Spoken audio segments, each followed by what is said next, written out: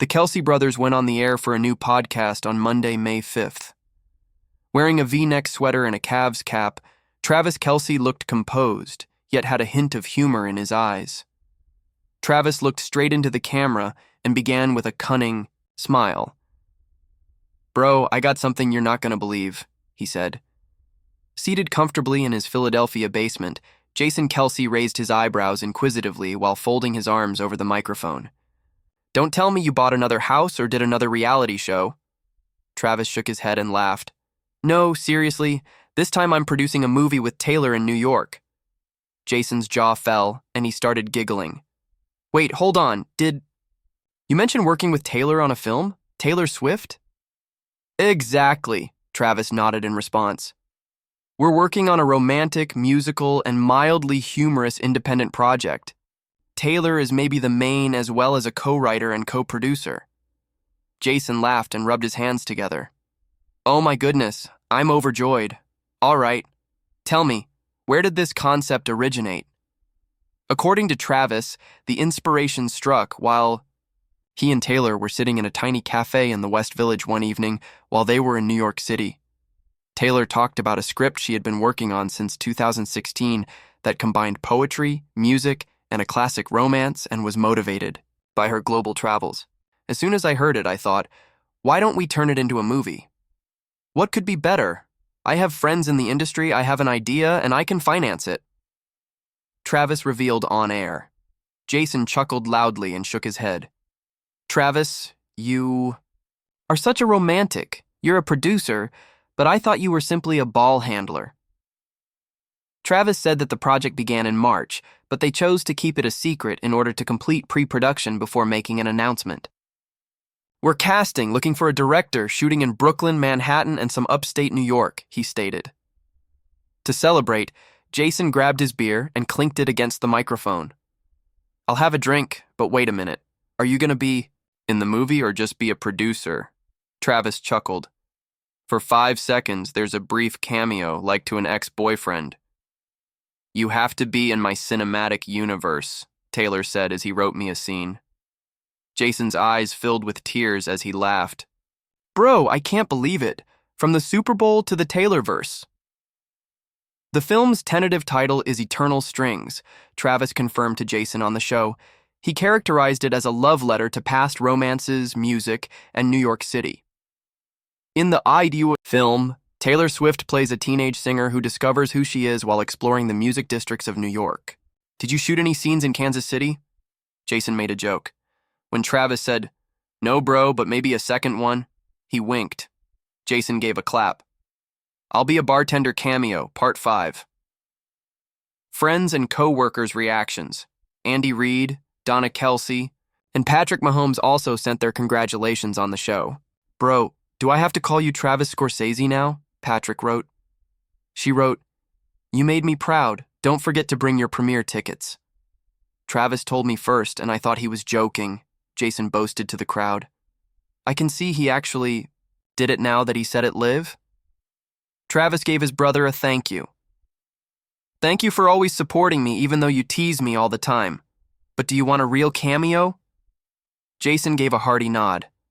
"Sure, I'm up for it. Just make sure there's a scene where I scream at someone." Travis remarked, "I think Taylor's creative process is similar to coaching for the Super Bowl when he writes the music, edits the dialogue, and selects each reference photo. Every crew member has a part in the triumph, and every detail matters." Leaning back in his chair, Jason peered at his brother via the television. "Bro, I'm proud of you, but remember, don't let Hollywood make you forget football." "Don't worry," Travis said. "Football is still my first love, but now I have a new love, making movies with Taylor." Jason chuckled. "It's like an NFL Hollywood fairy tale." "I'm eager to sit down and enjoy your film on a large screen," Jason said to fans as the program came to a close. "Remember to support my brother if you're listening to the podcast today. This is about demonstrating that when you love someone, you're prepared to enter their world, pick up knowledge, and go with them. It's not just about Travis or Taylor. And that's what Travis is doing." Travis gave a heartfelt nod. "Thank you. Thank you, everyone. See you at the premiere." Jason chuckled. "I'll wear a suit, hold a beer, and remember to let me walk on the red carpet." The two brothers' hearty laughter at the end of the podcast was a touching, private, and unexpected moment that deepened listeners' affection for the Kelce family. Even though he has been retired for 4 years, Alex Smith was once tossing passes to Travis Kelce, a tight end who would go on to become a member of the Hall of Fame. During Smith's 5 years with the Kansas City Chiefs, the former teammates became close and remain close friends now. Nevertheless, Smith recently disclosed that, despite their close connection, there is one thing he feels uncomfortable asking Kelce, and it concerns his girlfriend, 14-time Grammy-winning pop artist Taylor Swift, with whom he has been dating for more than a year and a half. The two have been spending a lot of time together in the offseason after the Chiefs' 40-22 loss to the Philadelphia Eagles in Super Bowl 59. Swift wrapped up her record-breaking Eras tour back in December, and Kelce has another 2.5 months until he must report for training camp in mid-July. Smith was asked a somewhat awkward question by Eisen on Kelce and Swift's relationship during his appearance on The Rich Eisen Show on Friday. "Still tight with Travis Kelce?" Eisen inquired about Taylor Swift concert tickets for you and your family. Smith's response demonstrated that there is a definite divide between Kelce and Swift in their friendship. Eisen then made a joke about how the only person who has openly acknowledged robbing Kelce of tickets is former Carolina Panthers tight end and current Fox NFL commentator Greg Olsen. Smith responded that he had no intention of taking advantage of Kelce's bond with Swift. "Again, these are special relationships," Smith stated, "and to go ask for a handout from his girlfriend, it's just not my thing." Even NFL legend Travis Kelce still has things he wants to do. He may have fame, wealth, and a plethora of life experiences around the world that many could only imagine. Following a subpar Super Bowl performance, Kelce's future was questioned. He recently opened up about how financial pressure influenced his choice to continue playing in 2025, despite suggestions to retire from various places.